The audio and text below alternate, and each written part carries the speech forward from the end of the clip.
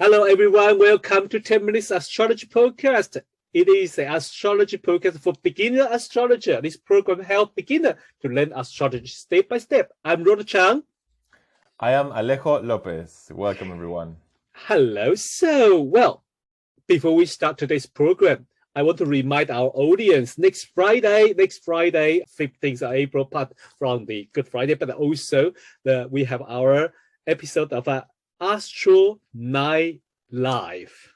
Yes. So in this episode, Alejo, what are we going to do this time? We're going to be sharing a chart, and we want to discuss the different possibilities of interpretation of the planets that we have studied so far on that chart. But how are we going to find the chart? Yeah, so like we will talk about the sun in the chart, in what sign, what element, or Venus in the what sign, what element, what we learned before, and we're going to kind of try to learn it with the chart example.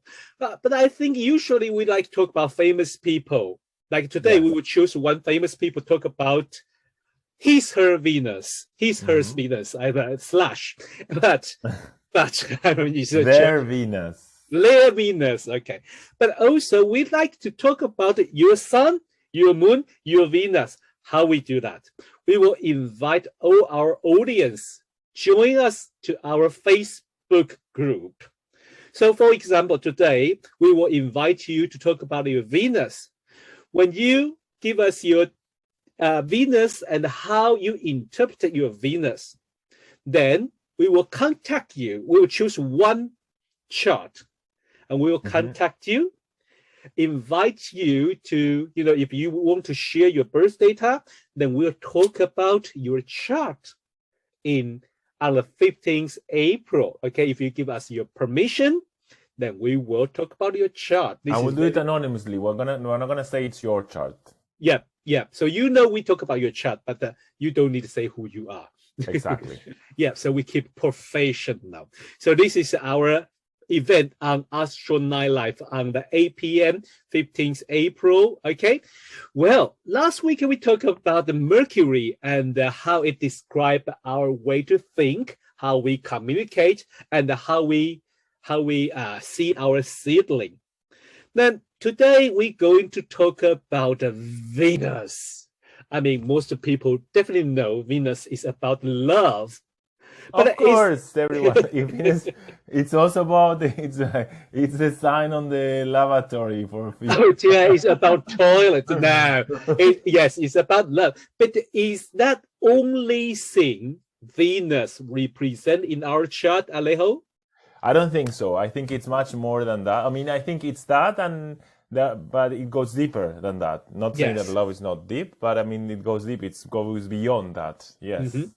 Actually, I think the result, I think Venus is more about values, what you consider valuable, what you consider that has worth. Yes. And that's why it ends up being about love and attraction, because you will probably feel attracted to people or situations that express what you consider valuable. Right? So it's like you give something a value, and because that value you give, you like take it as a treasure. If it's a person, you adore it, you admire it, because there is a value you like. It's very interesting because everyone have different value. Everyone have different things. Like I like astrophotography. I like to spend the whole night taking photo in the sky. Then there's one day a Venus in Earth sign person say, "Have you seen the space station?" I say, "Yes." "Have you photo of a space station?" "Why?" Because for me, that's a man-made things. I like those star things, starry nebula things. So everyone have different values. So we value things different way. Yeah, and I think it's important to remember that, because sometimes we become judgmental. Like, if somebody is, I don't know, let's say with somebody who has, their partner has a lot of money, people will start saying, he or she is only with him or she because of the money. And maybe it's true, maybe it's not, but why is it better? Why do we consider like a high moral standard to be attracted by somebody's mind, but not by somebody's body or somebody's money or some other things? Like everybody he's attracted to people by different reasons. And I think it's so Exactly. easy to start judging like whether this is right or wrong, whether this is like highly spirited or it's like, oh, this is low vibrancy. And if you go to the story of Aphrodite, Yes. she had lots of lovers. She had actually she was forced to marry Hephaestus Yes. because they were afraid that she was so beautiful that people would that the other gods would fight over her. But then she would appreciate. She liked Hephaestus even if he was ugly. She liked Ares a lot, Mars, which we're going to talk next, because he was very passionate and very strong. But then she also liked Adonis, who was a kid. So she had like different approaches. And I think the whole story is that love can be found in so many different places. I mean, and not love, I think it's more about pleasure can be found in so many different places and so many different situations that perhaps we shouldn't be so judgmental about it. You mentioned about the pleasure. So that is one thing in the astrology. Not many astrologers talk about that. We talk about love. We talk about money. We talk about something else. But the pleasure in our chart is represented by Venus too. Yeah, totally. And I think actually when in the old times, when Aphrodite was referred as the goddess of love, it wasn't. I'm not an expert, but my understanding, I'm not an expert in reading ancient Greek, but my understanding is that they didn't mean it in a romantic sense. They meant it in an erotic sense. I mean, she's the mother of Eros, who throws the arrow and makes you feel lust for another person.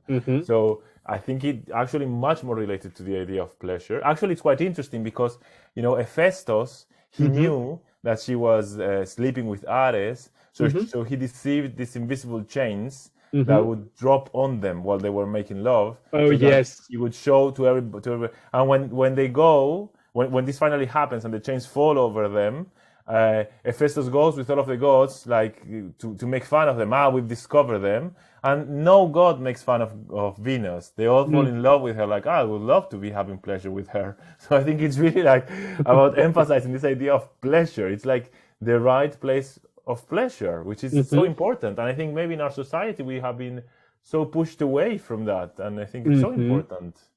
Yeah, so we can see the Venus with the represent the value, represent things we like, represent the pleasure. Some people also say the harmony and peace. So we can discover in our chart where Venus is, which sign, which house, or aspect what planet. So we can find the peace, harmony, pleasure. Always Venus. It is quite important, no matter, we all like in love with it. Venus take an important role in our chart. It describes so many things. Could be our value, how we value the things, or how we see the love. So how about today we change a little bit? We see a chart. Yes. Yeah, let's see a chart. I mean, I choose a famous person. So we can all have the image. We can have all the image in the and we can say, okay, this is the chart I would suggest to use today. Lady Gaga. Lady Gaga. Gaga. Okay. Well, okay. So this is a chart according to the birth time, 28th of March, 1986, in the morning, 9 o'clock. 53 minutes in New York. So Lady Gaga has ascendant on Gemini 27 degree, and also on the MC is the 3-degree Pisces. But let's focus on. Can you point? Sorry, for the people who are watching this, listening, can you point it so they see it? Yeah. Yes. So yes, he is ascendant. He is the MC. Then today we're going to focus on Venus. Her Venus is 24 degree Aries. So let's focus on this Venus, because Venus is in Aries. Then we will think about the Aries, what kind of sign it is, Alejo. Well, it says fire and it's cardinal. So it's the fire of the fire. It's like fire of the fire. Yeah, it's like the spark and the fire all together. Yes. Yeah, so it's more likely, since if I like, I want to get it. If I like, I will say it. Yes, I think it's Yeah. somebody who expresses what she likes, Mm-hmm. who finds pleasure perhaps in being driven, being assertive, being competitive. And maybe she's attracted also. I don't know much about her story of her relationships, but maybe she's attracted to people who are also kind of will-minded, strong, who want to achieve things, who Yeah. are competitive, who want to do stuff. Yes, I think so. With Aries, with Venus in Aries, the competitive bring the pleasure, Yeah, even exactly. bring the comfort. Even bring the Exactly. comfort. For other people, they may not enjoy. Like for me, I don't enjoy competition, but for someone who has Venus in Aries, well, competition is where they find the peace, where they find the harmony. Exactly. Yes. Yeah. Yeah, yeah. And I would say, sorry, being an artist, Mm-hmm. I mean, she's a singer. Yeah.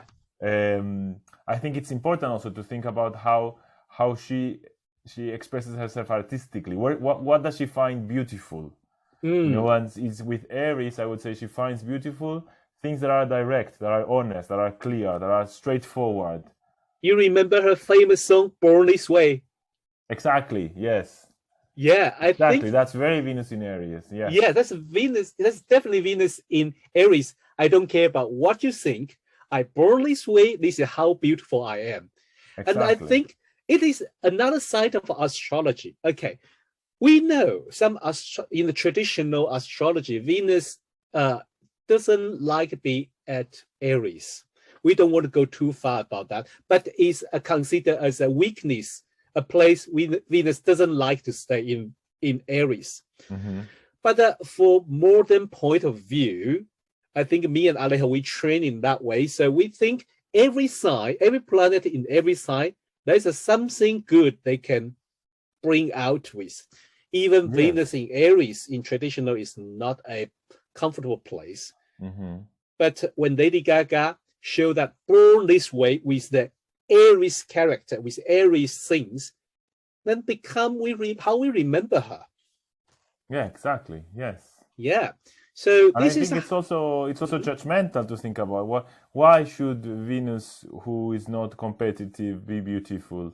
Well, if yeah. Venus is also beautiful, there's also beauty in that. There's also beauty in being expressive, in showing who you are, in being bold, in being direct. There's beauty there also. Yes, there is. So I mean, but it is also quite interesting. I mean, I don't want to go to gossip about that, but in the beginning, a lot of people like to joke about Lady Gaga. Is she not a real female? You see, yeah, it's true. Actually, I remember now. Yes. Yeah. So and I think she enjoyed that. She's like she doesn't care about what people think. You think whatever you want to think. This is kind of a beauty of a Venus in Aries. I am beautiful in my way, and if you disagree with me, that's all right. Exactly. Yeah, I don't want to use a rude word, but that's basically how Venus in Aries. So we also can consider Venus aspect. We don't want to go that way, but you can see Venus trine Uranus. That is very different. So that's what we're going to learn in the future. Venus sign, Venus house, and the Venus aspect. Then, put together, we will describe a person's value, love life, friendship, social life, his pleasure. Well, I think time is quite short, so I was to stop here. Thank you for listening and watch 10 Minutes Astrology. This week, we talk about the Venus, and we use Lady Gaga as an example to help you understand how Venus describes a person's value, pleasure, and harmony. I really hope you like this, and if you have any question or you want to join our discussion, don't forget, next week, we will choose one of our audience to discuss your chart. So join our Facebook group. We will post the link here, and talk about the Venus sign. Talk about your Venus sign, where you find harmony, what is your value, or what's what makes you feel happy or pleasure. So you can also find me on Instagram at AOAUK, and you can find Alejo at Liminal Cosmos. At Liminal Cosmos. And Alejo, next week, what are we going to talk about? Next week we have Mars, Venus' favorite lover. Oh, Mars, passion, fire. Yes. Okay, well, let's talk about the Mars next week. But before that, stay in tune. Bye. Bye-bye.